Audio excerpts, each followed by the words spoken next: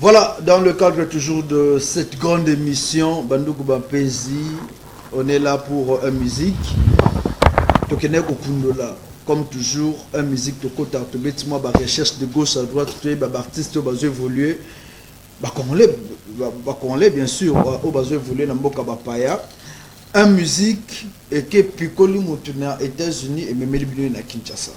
Donc, Madame Soleil la diva, tu Memeli Binoye.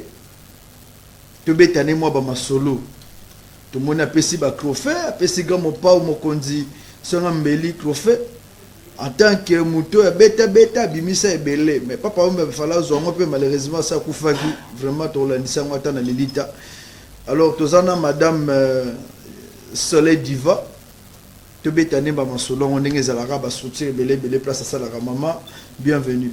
Merci. Tu sens que fraîcheur et amboka bapa ya banina au comme dans le Congo de toza en amboka fachi. Oui. Alors to yambio nesengo.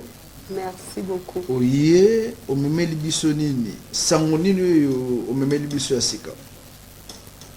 Bon, d'abord nangina pesa bino merci ndengi bo yambinga depuis na Congo batunyos bazu yambara malamu na sepeli.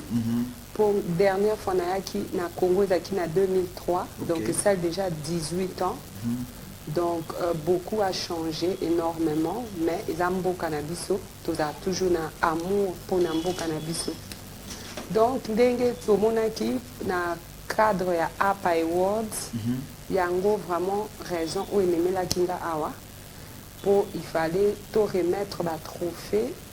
Qui personnellement, le Kodanga est patronne de tous les ambassadeurs, il y a APA Awards et je suis d'origine congolaise. Alors je voulais emmener ces trophées-là aux gens qui ont reçu leur trophée l'année passée, comme du Covid-19. On n'a pas pu les recevoir physiquement là-bas, comme on le fait chaque année. Alors cette année, je me suis déplacée pour remettre les trophées de ceux qui ont gagné l'année passée.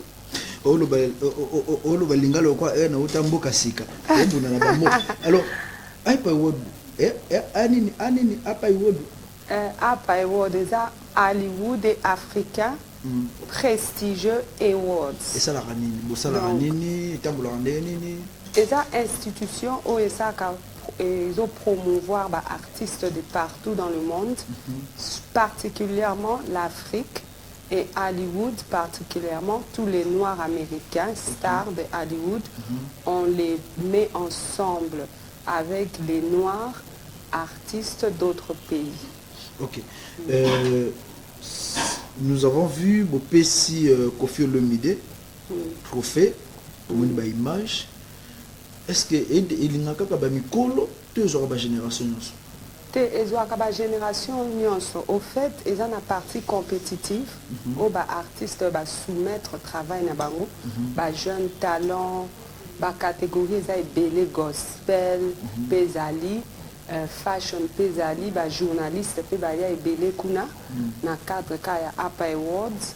Donc APA Awards a déjà emmené plus de 50 Congolais aux États-Unis. Okay. Na partie ya ba mikolo pour artistes ezana acheté mais na cadre ya Koffi Olomide, monsieur Koffi Olomide, lui il avait été sélectionné pour une trophée d'honneur parce que tout ça na partie au PTP ça va honneur na batu o ba travail ma casse par rapport à parcours na bango par rapport à ce qu'ils ont accompli durant leur carrière.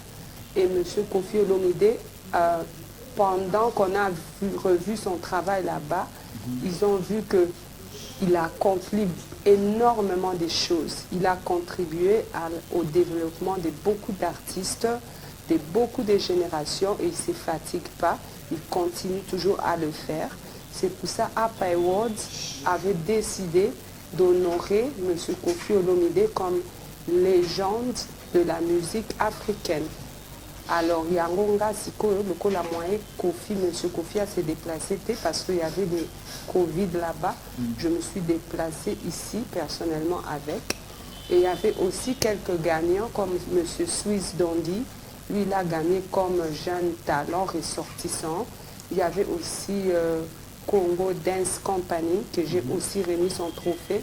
Lui, il est un grand danseur. Alors, avec son groupe, ils ont soumis un travail qui était très émouvant, où on a vu les danseurs qui sont allés danser pour les gens ici au Congo, qui sont dans les chaises roulantes, les femmes délaissées, les orphelins. Et c'était vraiment bien fait, c'était très artistique.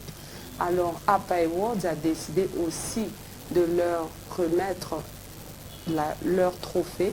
C'est aussi parmi la personne que je suis venue remettre. Il y avait aussi un jeune talent ressortissant de Mwanda, Adonis Mavinga, qui a aussi reçu son trophée. Ça se passe comment? Est-ce qu'on doit postuler ou APA Awards fait ses choix et mon cas kafanda tala habitant namoni papier yembi bien te namoni Vasco abinaki bien namoni au côté bien tozui ou je dois postuler pour dire bon moi Laurent je pense que je présente bien mes émissions je dois postuler et les grandes lignes. C'est une très bonne question parce que question est très capitale pour les anabatu misusu ba benga kabalobi mais artiste a gagné ba trophée mi bala et koyemba te. Mais parce que le choix c'est l'Amérique, ils sont pas encore très ouverts par rapport à notre musique. À travers APA, ils sont en train aussi de découvrir la musique congolaise, nigérienne, partout, surtout la musique congolaise, parce que les pays francophones sont toujours un peu en recul par rapport aux pays anglophones à cause de la langue. Alors, avec ça, nos choix sont faits par rapport aux gens qui soumettent leur travail. Je ne sais pas si vous appelez ça postuler, c'est ça? Les gens qui soumettent leur travail. Par exemple, si tu es chanteur, tu soumets ton travail. Vasco est chanteur, il soumet son travail. Papy est chanteur, il soumet son travail. Et moi, je soumets mon travail. Alors, le choix sera fait entre nous quatre. Mais si quelqu'un d'autre ne soumet pas leur travail, ils ne vont pas dire, parce qu'ils chantent bien, il doit gagner au-delà de toi. Mais toi, tu as pris ton temps. Tu as soumis ton travail. Tu as pris ton temps pour étudier et faire tout ce que tu devais faire, comme toute société a ses normes. Alors, c'est par ça que nous basons notre choix. Ok. Babi pour Yembaka. Yembaka, au salle, filmer, tout le monde, te balancer. Pratiquement, vraiment, à un certain moment, tu vas balancer les images. Nene ni mama zo ça la film, tout le monde y action ça là qui et puis aux Yemba. Mais entre temps, est-ce que tu vois qu'on voit na yo? Tu es maintenant, est-ce que ça qui yoto motomosus? Oui, bien sûr. Moi, à capella mon pied, pour qu'on l'a du taranagno, soit. Toi, bah, t'as aimé vraiment d'autres, bah, peut-être que ça qui. Dream and make it happen. Dream and make it happen. Alone, here you are, baby. It's trembling in the cold. It's raining in your heart. But your word doesn't end there. Cause you hold that strength within yourself to help you carry on. Dream and make it happen. Believe you hold that power. Merci beaucoup.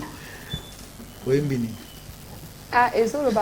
Il faut rêver. When you dream, you make it happen. Tout commence par un rêve. Tu rêves, mais tu dois réaliser aussi tes rêves. Tu dois avoir believe that you hold the power. Tu dois avoir la croyance que tu possèdes cette force de réaliser tous tes rêves. Ok. Ça vous fait comment de combiner la vie artistique et cinématique? Est-ce que c'est facile? C'est créé pour nous comment on va niveau? Pour moi personnellement, ouais, pour vous puisque Nzambe asala mutu na ndenge nae na ba don nae nga vraiment don nazaka nango ezake Nzambe asala nga changa ba chapeau ebele na salaka ezaka net yo tout à l'heure on a pu sango sala pe ba émission politique nga ina travailla na gouvernement américain ça fait plus de 12 ans donc na lata ba chapeau ebele na ça rappelé ma comme politique na ça rappelé ba business na ça rappelé ba musique nasala naza pe actrice naza pe productrice directrice na batu nanga mais comment tu as le temps de faire tout ça? Je suis aussi une femme mariée et j'ai aussi des enfants. Ah, vous êtes mariée? Oui. Donc merci. Okay. Donc je porte beaucoup de chapeaux, mais c'est parce que il a donanga nzamba a pesangai a salangai bongo. Ok. Vraiment. Alors je pense que Torozo a déjà crève mort bonayo puisque c'est pas la dernière fois qu'on se voit. Absolument. Qu'est-ce que les gens peuvent retenir à passage d'une émission Lelo? Et s'il y a ceux qui veulent entrer en contact avec vous, bah on bureau eza bakolukayo artiste msusu pa lui bonga makoki pena ya ko exposer ba produit on est bino bosala kana ezate malinga kutana yo abetano du solo ko sandeni. Donc je suis là pour ça parce que on dit vraiment que ba congolais ba comme épanoui ba expandre ba horizon na bango. Toza nazo travailler na Maxi Media, toza na Papa Vasco P awa. Vasco Mabia. Oui. Donc tout ce travail naïe donc depuis naïe awa donc bango mutu bazo landa makamba bureau pour na Apa Awards le qu'on a payé une expérience il y a ma kasi bazan expérience à beaucoup d'années ba travailler na ba artistes belé ba jeunes talents na mikolo donc ils sont bien placés pour guider les gens parce que il faut dire qu'une personne ne peut pas tout faire toute seule donc bah contacter bango. Eux, ils vont tout va contacter Vasco Mabiala na mais c'est papi à Maxi Media. OK. Va contact na bongo ezate. Bah contact ça peut-être on va balancer après. Hein. Mais c'est papi. Mais c'est papi à ça. Boni. Maxi Media. Le yokoti masolom. Ah, apenini apewol. Ah. Parce que pour na biso ba oboto yemba na ba toilette. Te fongola voix na kikoso fongola voix na simekol mais toi na besoin que babo na biso pe banda na beta na ngana moi ba point ba fait ba sepela na besoin na salama apple ezo nga to sande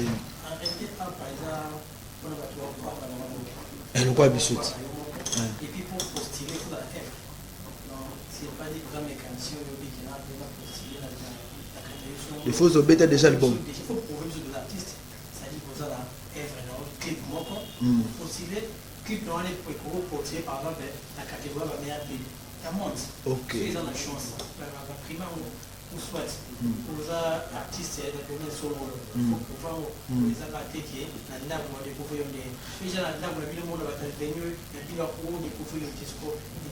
Bosso so naza incapable à côté studio. Appelle quoi aider ngate. Raison pour laquelle quand soutien préféré à travailler là parce qu'on m'a dit là travailler là Maxi Media pour déjà pour régler certaines choses. Maxi Media studio professionnel. Tiens niveau Maxi Media vous avez la chance déjà pour ça les fils que au clip moko pour deux vous permettre plus de chance mais sauf que pour gagner la sélection pour les cas pour voter ils ont un pays du monde les lois dans le monde va combien de pays et puis la star là combien. Il prend la chance à mon là. Mais du moins, de permettre de tout, c'est pas mieux un peu plus facilement. Tant vous en avez pour vous, mais qu'on a mon directement. Et puis, pour ceux qui ont été qui est ma première cas, vous avez la possibilité d'inviter sur place où vous profil. Vous avez la facilité à visa, vous avez la facilité à coûter la cancer du monde, vous avez la facilité à coûter la polité du monde. Facilité par au tic à la cuna. Parce qu'il y a 3 jours événement. Il y a 3 jours, c'est là qu'on a tic à la tête. Vous avez juste pour la coya au tic, image n'a eu un moussala. À cause de nous. 3 jours, les premiers jours de la fashion. Y compris théâtre na cinéma toujours les allés uniquement pour la business du monde qui va très à il y a art y compris les hommes d'affaires oh naba homme d'affaires pe nakati deuxième jour là pour des artistes uniquement pour la homme d'affaires donc troisième jour les pour la mini artiste ba comédien bon on a plus dans la première jour troisième jour il y a pour la musicien la remise des trophées OK et puis là soir-là on a la possibilité de la cancer du monde. Voilà, voilà, très chers téléspectateurs, Naïf Sarabino, vive Betara Libako, on ne sait jamais.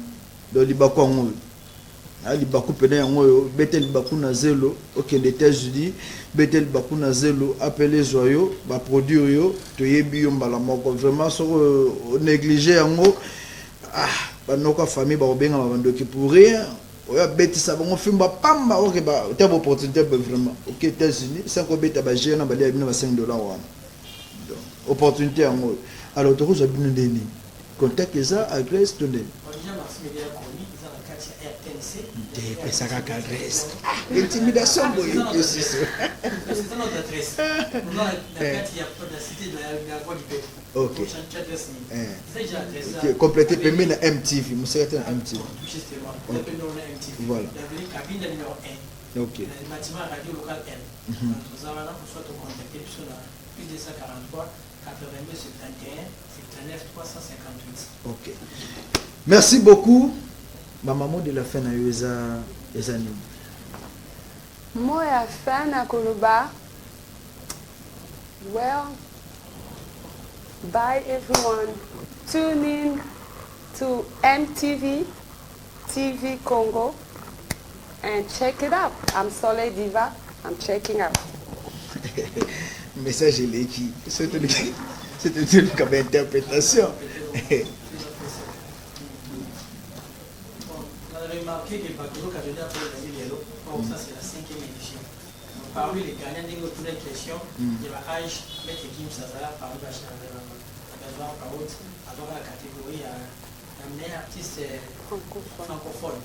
Donc, à la hauteur à l'âge, à la jeune, toi, à la vieux, toi, à la et puis, à la Congolais, va prendre la Congolais pour dire qu'à la noire, on va dire nationalité, il fait que la star noire, on va profiter. Basé sur le temps, après 50, les Arabes militaires, les Congolais de l'étranger déjà participent à la chanson un peu plus facilement. Et on a la dame qui tient comme ambassadrice, le bon numéro 1, ambassadeur, nous sommes à Paris du monde. Or, à la Congolais, plutôt. On dit qu'il faut que ça soit quand je suis en Congolais. Il y a qui tient la carte et cette formation pas découvrir, on va bénéficier de la. Moi na Congo opportunité yango yo na habité vraiment na do na langue nini lamuka pena lamuka telema borango yo kota masolo on ne sait jamais. Merci beaucoup. Alors Platini Malois, tu nous balances la belle chanson de notre invité du jour, Madame Soleil la Diva, et puis on se sépare. Merci. Merci.